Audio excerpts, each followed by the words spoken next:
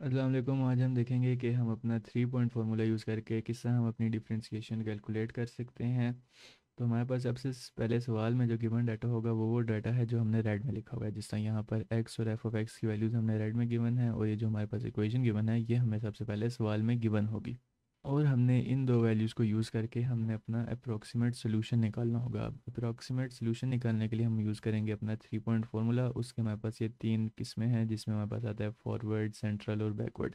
जो फॉरवर्ड और backward formula होता है इनको हम कहते हैं हमारे एंड पॉइंट फार्मूले हैं, और जो हमारा सेंट्रल फार्मूला होता है हम इसको कहते हैं ये हमारा मिड पॉइंट फार्मूला है। अप्रोक्सीमेट सोल्यूशन कैलकुलेट करने से पहले हम देखते जाएंगे कि हमारा एक्चुअल सोल्यूशन क्या होता है। एक्चुअल सोल्यूशन वो होता है जो हम अपनी इक्वेशन को डेरिवेट करके उसका आंसर निकालते हैं। अब जैसे यहाँ पर हमारे पास इक्वेशन थी, हमने इसको डेरिवेट किया और हमारे पास इक्वेशन बनी ये। अब इसमें जहाँ जहाँ पर x लिखा होगा वहाँ वहाँ पर हम अपनी x वैल्यूज़ डालते जाएंगे बारी बारी। सबसे पहले हम 1.05 के लिए फाइंड करेंगे, इसमें वैल्यू डाल के तो हमारे पास आंसर आता है ये, वो हमने इधर मैप कर दिया। इसी तरह 1.10 के लिए, 1.15 के लिए बारी बारी करते जाएंगे और हमारे पास वैल्यूज़ आती जाएंगी। एक्चुअल सोल्यूशन हम निकालते हैं अपने अलजेब्रिक मेथड यूज़ करके डिफरेंशिएशन का। जो न्यूमेरिकल मेथड होता है डिफरेंशिएशन का वो हम यूज़ करेंगे 3 पॉइंट फार्मूला के साथ, और हमारे पास इस तरह करके वैल्यूज़ फिल होंगे। अभी हम एरर बॉन्ड पे नहीं जाएंगे, सिर्फ आपको मैं एच एक्सप्लेन करता जाऊँ कि एच होता क्या है।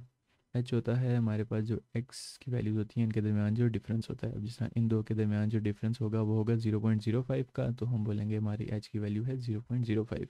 और हमारे पास इन सब के दरमियान डिफरेंस जब तक सेम आएगा तब हम बोलेंगे हमारे इक्वल डाटा है। और जो हमारा 3 पॉइंट फार्मूला होता है ये हमारा सिर्फ इक्वल डाटा पर ही लगता है। तो ये जो नीचे मैंने छोटा सा टेबल बनाया हुआ है ये हमारी एक छोटी सी चीट शीट होगी जो हमें सवाल सॉल्व करने में आसानी देगी। तो सोल्यूशन फाइंड करने से पहले हमें देखना होगा कि हम अपने इस वैल्यू पे कौन सा 3 पॉइंट फार्मूला लगा सकते हैं। जिस तरह हमारे पास ये तीन डिफरेंट 3 पॉइंट फार्मूलाज अवेलेबल हैं, इनमें से हमने देखना होगा कि कौन सा एप्लीकेबल है। तो अगर फॉरवर्ड को चेक करना हो कि हम फॉरवर्ड फार्मूला लगा सकते हैं या नहीं, तो हमारे पास तीन वैल्यूज़ हमें गिवन होनी चाहिए। वो तीन वैल्यूज़ कौन सी होंगी?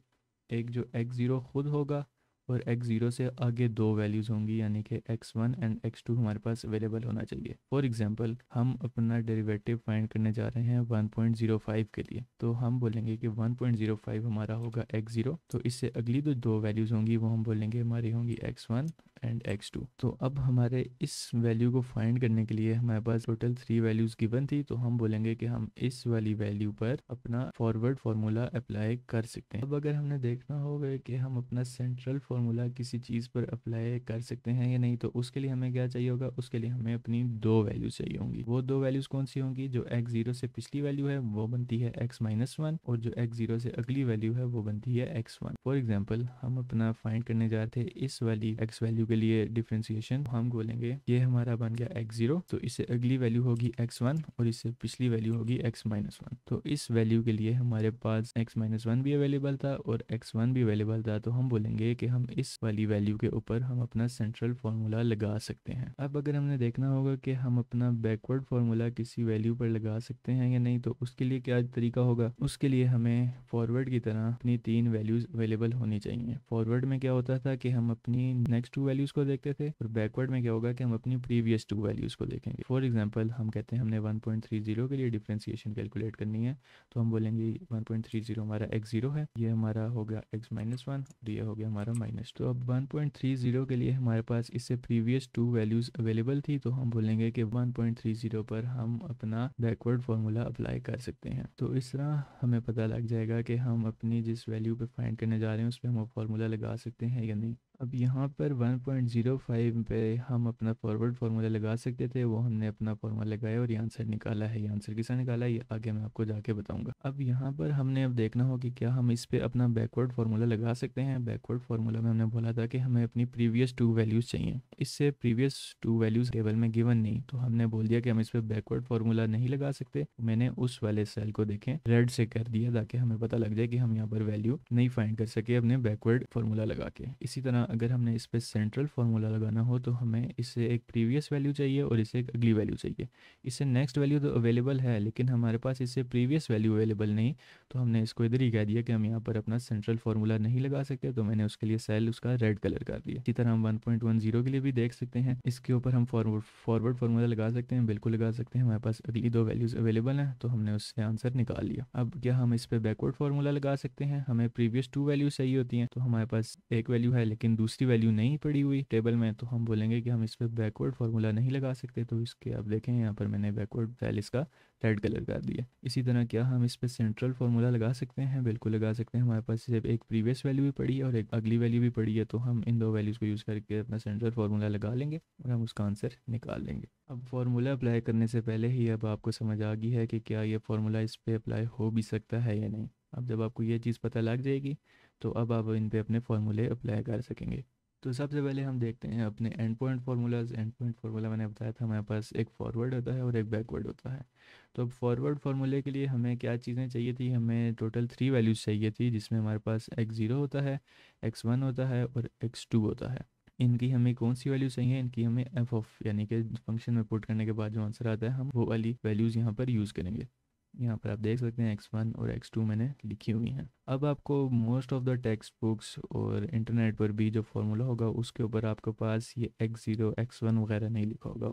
उसमें क्या होगा आपके पास के जो x1 है इसकी जगह आपके पास इस तरह की चीज़ लिखी होगी, यानी कि x0 प्लस h, और x2 की जगह आपके पास लिखा होगा x0 प्लस 2h। सवाल जल्दी इंप्लीमेंट करने के लिए मैंने ये एक अपने लिए एक चीट शीट बनाई, जिससे ये मेरा फार्मूला जल्दी से कैलकुलेट हो जाता है और इसको याद करना भी आसान हो जाता है। अगर आप चाहते हैं कि आप टेक्स्ट बुक वाला फार्मूला याद करना चाहें तो जहाँ जहाँ पर मैं x1 लिखता जाऊँ वहाँ वहाँ पर आप अपनी ये वाली वैल्यू सब्स्टिट्यूट करके लिख दें। यानी कि आप इसको किस तरह लिख देंगे, x1 की जगह आप लिख देंगे x0 प्लस h। इस तरह करके आप इसको सब्स्टिट्यूट करके लिख सकते हैं। अब चीट शीट में जिस तरह हमारे पास ये वैल्यूज़ बढ़ती जाएंगी, अगर x3 होगा तो उसके लिए मैं लिखूँगा x0 प्लस 3h, और अगर मेरे पास x माइनस 3 होगा तो उसके लिए मैं लिखूँगा x0 minus 3h। Since h जो होता है ये हमारे दो x वैल्यूज़ के दरमियान डिफरेंस होता है, तो x0 में अगर मैं h एक दफ़ा डालूंगा तो मेरे पास x1 आ जाएगा, और x0 में जब मैं h को दो दफ़ा डालूंगा तो मेरे पास x2 आ जाएगा। इसी तरह अगर मैं x0 में से h निकाल देता हूँ तो उससे पिछली वैल्यू मिलेगी जो कि होती है x माइनस 1। अगर x0 में से मैं दो दफ़ा h निकालूंगा तो मेरे पास उसे पिछली जो दूसरी वैल्यू बनती है वो बनती है x माइनस 2। ये कॉन्सेप्ट है चीट शीट के बिहाइंड। तो इस तरह मैं अपनी चीट शीट को यूज़ करता हूँ अपने फार्मूलाज के साथ। अब इस सोल्यूशन में हम अपने 1.05 के लिए डेरिवेटिव कैलकुलेट कर रहे हैं। तो जिस वैल्यू के लिए हम फाइंड कर रहे होते हैं हम बोलते हैं ये हमारा x0 होगा, तो हम बोल देते हैं कि ये हमारा x0 है। अब हम फॉरवर्ड फाइंड करने जा रहे हैं तो हमें नेक्स्ट टू वैल्यू चाहिए, तो हम नेक्स्ट टू वैल्यूज़ को भी लेबल कर देंगे x1 एंड x2। जब हमारे पास लेबलिंग होगी, अब हमारे पास फार्मूला भी गिवन है, अब हम सीधी सीधी इनमें वैल्यूज़ पुट करते जाएंगे, हमारे पास एंड में आंसर आ जाएगा। वो आंसर हम अपने टेबल में हमने यहाँ पर लिख दिया। इस तरह हो गया हमारा फॉरवर्ड फार्मूला। अब हम एंड पॉइंट का दूसरा वेरिएशन देखेंगे जो कि होता है हमारा बैकवर्ड फार्मूला। इसमें हम फार्मूला बिल्कुल सेम वही यूज़ करते हैं जो हमारे पास फॉरवर्ड में होता है। इसमें बस डिफरेंस क्या होता है कि हम अपने साइन इन्वर्ट कर देते हैं। अब जिस तरह यहाँ पर -3 था तो फॉरवर्ड में देखें हमने +3 लिखा है, यहाँ पर हमारे पास +4 था तो बैकवर्ड में हमने -4 लिखा है। इसी तरह जो हमारी लेबलिंग होती है x0 x1 x2 इनको भी हम उलट कर देते हैं। x0 तो x0 ही रहता है, x1 को हम कह देते हैं अब हम यहाँ पे यूज़ करेंगे x माइनस 1, और x2 को हम कहते हैं अब हम यहाँ पे यूज़ करेंगे x माइनस 2। तो एंड पॉइंट फार्मूला हमारे पास एक ही होता है, बस इसमें चेंजिंग क्या आती है, हम साइंस को रिवर्स कर देते हैं फॉरवर्ड और बैकवर्ड के लिए। अब इसमें हम फाइंड क्या कर रहे हैं 1.30, तो अब हम 1.30 को बोलेंगे ये हमारा x0 है, इससे ऊपर वाली वैल्यू -1 होगी और इससे ऊपर वाली वैल्यू -2 होगी।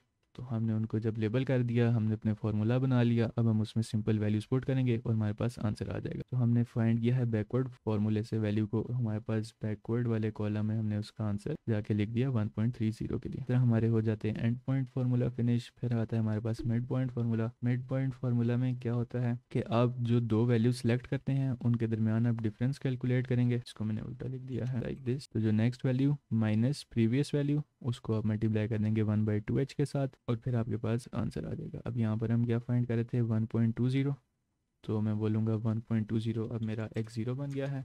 इससे अगली वैल्यू होगी 1 और इससे प्रीवियस वैल्यू होगी -1। तो हम क्या करेंगे, इनके जो एफ ऑफ एक्सिस हैं इनको आपस में माइनस कर देंगे और उसको डिवाइड कर देंगे 2h के साथ, हमारे पास आंसर आ जाएगा। अब हमने मिड पॉइंट वैल्यू फाइंड की है अपने 1.20 के लिए, तो 1.20 के लिए हमने अपने मिड पॉइंट वाले में उसका आंसर लिख दिया है। अब हम एक और चीज़ देखते हैं, वो होती है एरर बाउंड। एरर बाउंड हम किस तरह कैलकुलेट करते हैं, इसमें आपके पास h चाहिए होगा, आप क्या करेंगे h² by 3 करेंगे, फिर उसको आप मल्टीप्लाई करेंगे इस चीज़ के साथ। ये चीज़ बनाती क्या है, ये चीज़ हमें बता रही है कि हमारे पास जो एफ ऑफ एक्स था उसको हमने 3 दफ़ा डेरिवेट किया है। अब ये जो एफ ऑफ एक्स था हमने इसको जब 3 दफ़ा डेरिवेट किया, मैंने यहाँ पर डायरेक्ट लिख दिया है, तो हमारे पास डेरिवेटिव ये आ रहा था। अब इसमें जहाँ जहाँ एक्स लिखा होगा उसमें हम इसी तरह एक्स की वैल्यूज डालेंगे और यहाँ पर उसको फिल करते जाएंगे, इस तरह डालेंगे इधर आ जाएगा। इस एक्स के लिए करेंगे इस तरह करके हम अपने एरर बाउंड फाइंड करते हैं। अब एरर बाउंड जब हम एंड पॉइंट फार्मूले के लिए फाइंड करेंगे तो उसमें हम ये वाली फार्मूला इस्तेमाल करेंगे और मिड पॉइंट के लिए हम ये वाला फार्मूला इस्तेमाल करेंगे। इन दोनों में डिफरेंस आप सिर्फ देख सकते हैं कि यहाँ पर 3 लिखा है और यहाँ पर 6 लिखा हुआ है। अब जो हम अपना सवाल लेके आ रहे थे उसको जब हमने प्रॉपर सॉल्व कर लिया तो हमारे पास ये वाली वैल्यूज़ फिल होगी। अब वीडियो को छोटी रखने के लिए मैंने फॉरवर्ड, सेंट्रल और बैकवर्ड के लिए एक एक एग्जांपल यूज़ करके उनका फॉर्मूला एक्सप्लेन कर दिया है। अब आपको सवाल में इनमें से जोन सी एक्स वैल्यू फाइंड करने का बोला होगा, सिर्फ आप उसके लिए करेंगे। अगर आपको बोला होगा पूरा टेबल फिल करना है तो आप उन पूरे टेबल के लिए आप इस एक्स के लिए, इस एक्स के लिए, इस एक्स के लिए करेंगे। तो मैंने वो जब सारा कुछ कर लिया, उन सब के लिए फ़ाइंड कर ली, तो ये वाली वैल्यूज़ कुछ आ रही थी वो मैंने इधर लिख दी है।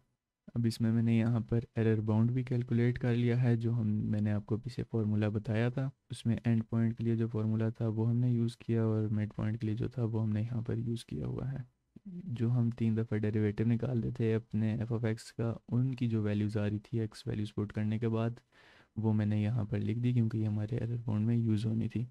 फिर हमारे पास एक और तीसरी चीज़ होती है, वो हम कहते हैं उसको एक्चुअल एरर। अब एक्चुअल एरर किस तरह फाइंड होता है, उसमें आपने क्या करना होता है, जो आप अप्रोक्सीमेट सोल्यूशन निकालते हैं उसका आप डिफरेंस लेंगे अपने एक्चुअल सोल्यूशन के साथ। एक्चुअल सोल्यूशन क्या था वो हमने यहाँ पर लिखा था इस कॉलम में। इस कॉलम में हमारे पास था ये 8.0 समथिंग और फॉरवर्ड में हमारे पास ये आंसर आ रहा था। जब हम इन दो को माइनस करेंगे तो हमारे पास जो आंसर आएगा वो हम बोलेंगे हमारा एक्चुअल एरर है। अब वो आंसर हमारा नेगेटिव है या पॉजिटिव है, हमने उसको एब्सोल्यूट लेना होता है, यानी कि हमने एंड में आंसर हमारे पास पॉजिटिव में ही आना चाहिए। अब यहाँ पर मैंने एक्सेल का फॉर्मूला यूज़ किया है एब्सोल्यूट करने के लिए। यहाँ पर आप देख सकते हैं वो इन दो वैल्यूज़ को माइनस कर रहा है और उनका एब्सोल्यूट निकाल रहा है। इसी तरह हमने यहाँ पर फॉरवर्ड के जो जोन से थे हमने उन सब के लिए लिख दिए।